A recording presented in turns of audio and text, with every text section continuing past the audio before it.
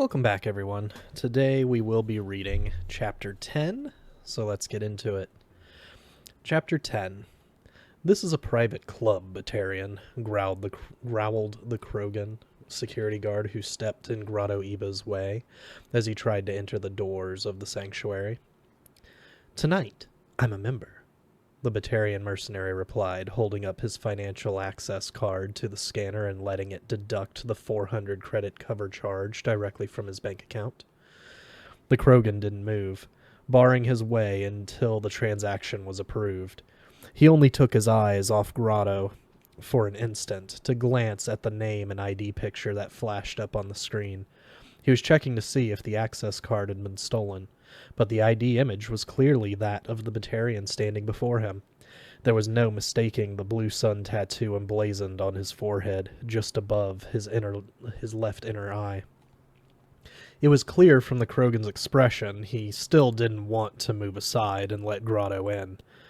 The cover charge only grants entrance to the club, he noted. Any services will be an additional fee, a significantly additional fee. I know how it works, Grotto spat back. I have money. The Krogan considered for a moment, hoping to find some other way to keep him out. There are no weapons permitted inside the club. I said I know how it works, Grotto snarled. Still, the guard hesitated. The Batarian spread his arms out wide and held them in place. Just search me and get it over with. The Krogan stepped back, beaten. That won't be necessary. He tilted his head to the left, a Batarian sign of respect. My apologies, Mr. Eba. Holanda at the counter in the back can attend to your needs. Grotto lowered his arms, a little surprised. It was amazing the kind of respect money could buy. If he had actually thought it was possible to get in without being searched, he would have smuggled a pistol in under his belt, or at least slipped a knife in his boot. Instead, he slowly tilted his head to the right in acknowledgement of the apology, playing the part of a man whose honor had been insulted. He boldly walked past the doorman and into the most exclusive whorehouse on Kamala, trying to appear calm, though his heart was racing. Part of him had been afraid they would simply turn him away even if he paid the cover charge. It was obvious he didn't belong here. The sanctuary was reserved for the rich and elite, those with fortunes, not soldiers of fortune. For the most part, the cover fee kept men like Grotto out. There were plenty of other places on Kamala to buy companionship for the night, none of them nearly as expensive as the sanctuary. But the Blue Sun's new employer had paid a substantial fee for their exclusive services over the next few months, including a large bonus after the attack on the Sidon military base. Grotto hadn't been directly involved in the attack, and he hadn't been in the warehouse when their employer had met up with Scar. If he had, he'd know who was paying them, but he might also have been one of the unlucky mercs who ended up dead at Scar's hands. The Blue Suns paid every member an equal share anyway, so Grotto hadn't missed out on anything but the chance of getting killed. And the mercs who'd been at the warehouse were still on the job. They'd been contracted as personal bodyguards for the anonymous moneyman. Grotto, on the other hand, was free to go out and enjoy his share of the credits, and, for once in his life, he was going to experience a pleasure reserved for those far more wealthy and powerful than he. He'd spent part of the bonus on new clothes, but even so, he began to feel self-conscious as he crossed the room. He didn't fit in, and the clientele, most of them Batarians, were regarding him with such suspicion and curiosity. Societal caste was an important part of Batarian culture, and Grotto was openly defying the conventional norms. But when he noticed that even the employees were looking at him with contempt, his embarrassment transformed into self-righteous rage. Who were they to look down on him? Nothing but servants and whores. As he marched up to the counter in the back, passing several more Krogan security personnel, he vowed he'd make somebody pay. Once he had his whore in a private room, he'd turn her scorn into fear and terror. "Welcome to the sanctuary, Mr. Iba," cooed the young Batarian woman behind the counter. "My name is Halanda." "I apologize for the incident at the door," she continued. "Odak sometimes takes his job too seriously. You have my personal assurance he will be properly respectful next time." "Good. I expect better treatment in a place like this." There wasn't going to be a next time, but Grotto wasn't going to tell her that. "We have a wide variety of services available," Halanda explained, smoothly glossing over the doorman's indiscretion and moving on to the business at hand. "The sanctuary aims to satisfy the desires of all our clientele, no matter how esoteric. If you tell me what you are interested in, I will personally help you select an appropriate consort or consorts for the evening." "I'm interested in you," he said, leaning forward on the counter, responding to the unspoken invitation. "That is not my role here," she said curtly, taking a half step back, the lids of her inner eyes flicking quickly in distaste. He realized her charm was nothing but an act, a game she was playing with him. Her involuntary reaction exposed the truth. She felt the same revulsion he'd seen in the other employees. From the corner of his eyes, Grotto noticed one of the Krogan guards casually moving closer to them, and he decided now was not the time for retribution. He forced a laugh, as if he found her stinging rejection amusing. "Actually, I'm interested in a human female." "A human female?" Halanda asked, as if she wasn't sure she had heard him properly. "I'm curious," he replied coldly. "Very well, Mr. Iba," she said, touching a button behind the counter that brought up a small screen in front of her. "I should advise you that there is a premium charge for all interspecies requests. The appropriate fees are listed beside each consort." She spun the screen to face him. The display showed several prospects along with the allotted price for each. Grotto had to check himself to keep from choking in shock when he saw the amounts. Unlike the whorehouses he usually frequented, hourly rates weren't an option here. A full night at the sanctuary was going to cost several hundred credits more than this entire bonus. For a brief second, he considered turning around and just walking out, but if he did, the 400 credits he'd paid at the door were gone for good. He said, pointing at one of the pictures. There were less expensive options, but he was damned if he was going to let them bully him with their prices. He was never coming back here, so he was determined to get exactly what he wanted. Truthfully, he didn't know all that much about humans, but something about this individual appealed to him. She seemed fragile, vulnerable. "An excellent choice, Mr. Iba. I will have someone escort you to your room for the evening. Your consort will be up shortly." A few minutes later, Grotto was alone in one of the soundproofed private rooms, pacing back and forth and slamming his fists into his hand. He was thinking. He was thinking back on all the humiliations he had suffered since arriving at this place, working himself up into a fever, determined to take it out on the unfortunate human girl who was about to become his victim for the evening. He wasn't physically attracted to humans, female or otherwise, but this night wasn't going to be about sex. Grotto simply didn't like humans. They bred and spread like vermin, swarming out across the verge, gobbling up colony worlds and forcing other species out, like the Batarians. The humans he worked with in the Blue Suns knew how to handle themselves in a fight, but like all of their kind, they were arrogant and self-important. Tonight, he would take one of that proud species and make her suffer. He would humiliate, degrade, and punish her. He would break her. There was a knock, soft and timid. He pulled open the door, reaching out to grab the woman's wrist and yank her into the room, but he froze when he saw a male Turian standing there. "Who are—" His words were cut off as the Turian punched him hard in the throat.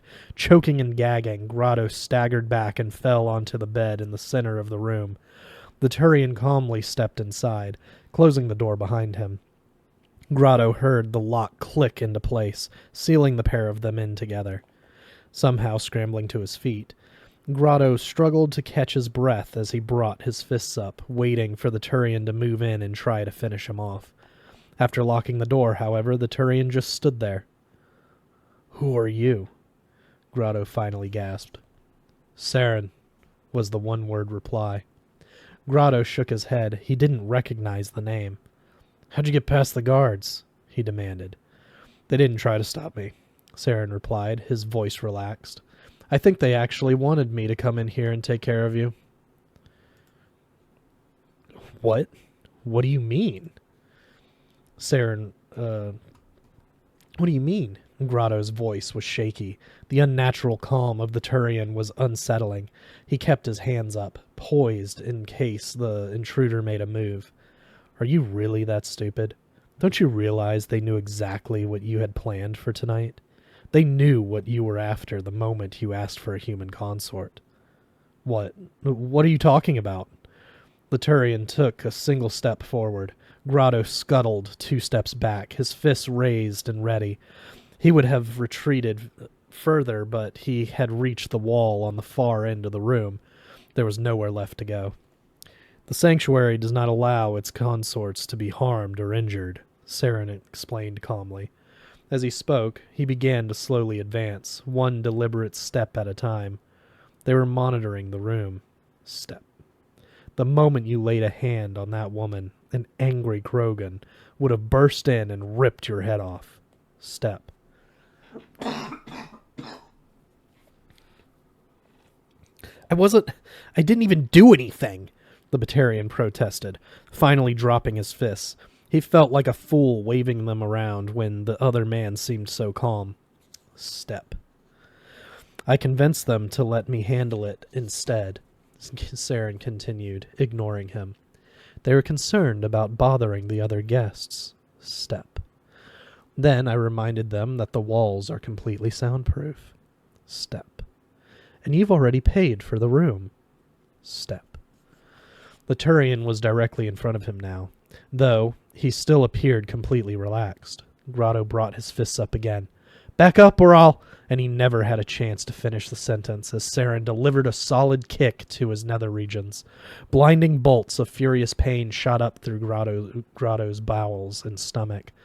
He collapsed to the ground, the agony so great he could only whimper. Saren grabbed him by the material of his newly purchased suit and yanked him back to his feet, then jabbed his thumb into one of Grotto's inner eyes, rupturing the orb and blinding him with a single blow. The Batarian fainted, lapsing into unconsciousness from the sudden shock and pain. Seconds later, he woke screaming as Saren broke his right elbow. Howling in agony, he curled up into a ball, rolling back and forth as his body experienced physical suffering beyond anything he had ever imagined. "You disgust me," Saren whispered, kneeling down to grab Grotto's left wrist. He extended the Batarian's good arm, locking out the joints, and began to apply pressure. "You wanted to torture an innocent victim for your own pleasure, you sick bastard. Torture is only useful if it has a purpose," Saren added, though his words were drowned out by the crack of Grotto's left elbow and the subsequent shrieks. Saren stepped back from the convulsing man, letting the waves of pain rack his body. It took nearly a minute for shock to set in, numbing his mangled limbs to the point where Grotto could finally speak. "You'll pay for this," Grotto wailed up at him from the ground, sobbing freely. Tears and mucus mixed with ocular fluid from his blind eye, dribbling down into his mouth and slurring his words into a blubbery parody of a threat. "Do you know who I am? I'm with the Blue Suns." "Why do you think I followed you here?" A look of horror spread across Grotto's face as he finally understood. "You're a specter," he mumbled. "Please," he begged. Tell me what you want. Anything. I'll give it to you." "Information," Saren replied. "Tell me what you know about Sidon." "We were hired to take out the base," the crippled man admitted. "By who?" "I don't know. I only dealt with the go-between. I never saw him. Never heard a name." Saren sighed and knelt down on the floor beside Grotto. There were many exotic methods of interrogation, a million ways to inflict pain and punishment on a victim, but Turians were a practical people, and he personally preferred the brutal effectiveness of simple, basic techniques. Grabbing the man's dangling left arm by the wrist, he took a firm grip on one of his fingers and began to bend it backwards. "No!" the Batarian screamed. "No, please! It's the truth! That's all I know! You have to believe me!" He stuck to the story even after 3 of the fingers on his hand were broken at the middle knuckle, convincing Saren he was telling the truth. "How did you get inside the base?" Saren asked, changing his line of questioning. "The man who hired us," Grotto muttered, his voice raw and rapsy from the fresh round of screaming that had torn up his throat. "He had someone on the inside." "Give me a name." "Please," he begged in high-pitched, mewling whine. "I don't know. I wasn't even there." Saren grabbed another finger, and the words began to pour out. "Wait, I don't know the man inside, but I can tell you other stuff. After the attack, we brought in an outsider, a freelance bounty hunter, a big Krogan named Scar." "Good," Saren said, releasing his hold on the uninjured digit. "Keep going." "Something went wrong at Sidon. Someone survived the attack. A loose end. Scar was hired to hunt her down. A human. She's on Elysium. I don't know her name." "What else? Why were you hired to attack the base?" "I don't know. We weren't given any details. The money man was afraid someone would talk. He didn't want the Spectres to find out." Saren broke 2 more of his fingers just to be sure. "Please," the Batarian sobbed once he'd stopped screaming. "It's not me you want. There was a meeting at the warehouse with Scar and the man who hired us. Talk to someone who was there." The Turian wasn't surprised his victim was offering up someone else. It was a common reaction in most subjects. Typically, it was a sign the interrogation was nearing an end. Once the subject realized they were running out of useful information to surrender, betraying their allies became their only chance of avoiding further torture.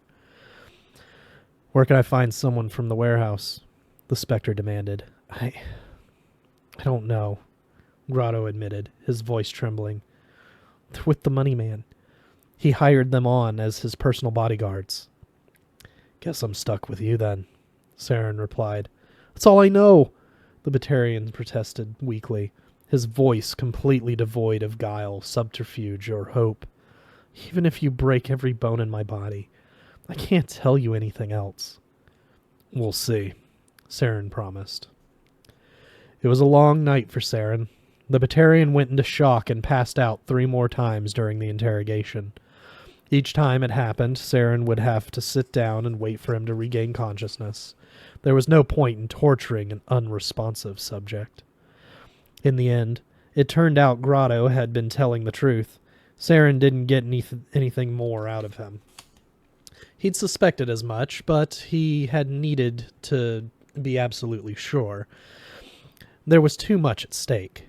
Someone had hired the Blue Suns, someone with enough wealth and power to secure their exclusive loyalty, someone who had taken extra precautions to make sure the Spectres wouldn't find out what was going on. Saren needed to know who had ordered the attack on Sidon and why. Billions of lives could be at stake, and he was more than willing to torture a single merc for hours on end if there was even the smallest chance he could learn something that might help him break the case. Not that there weren't consequences to his actions, The soundproof room had amplified the piercing shrieks and kneeing wails of his victim. The screams had physically hurt Saren's ears, and now he had a pounding headache. Next time, he thought as he rubbed his temples, I'll bring earplugs. He had lifted the Batarian up onto the bed part way through the interrogation. It was easier to work on him there than to constantly bend down to reach him on the floor. Now Grotto was just lying motionless on his back, breathing softly in a deep sleep brought on by utter mental and physical exhaustion. There wasn't much going on, but Saren had a solid lead to follow. He knew Scar by reputation, and he knew the bounty hunter was headed to Elysium. It shouldn't be hard to pick up his trail there. First, though, he had to clean up this mess. Arresting Grotto wasn't an option. It would draw attention and alert whoever had hired the Blue Suns that a Spectre was on the case. It was easier and safer to just dispose of the body. Saren gently placed a hand on either side of the Batarian's head, then gave a savage twist at an awkward angle, breaking his elongated neck, a quick and painless death. After all, he wasn't a monster.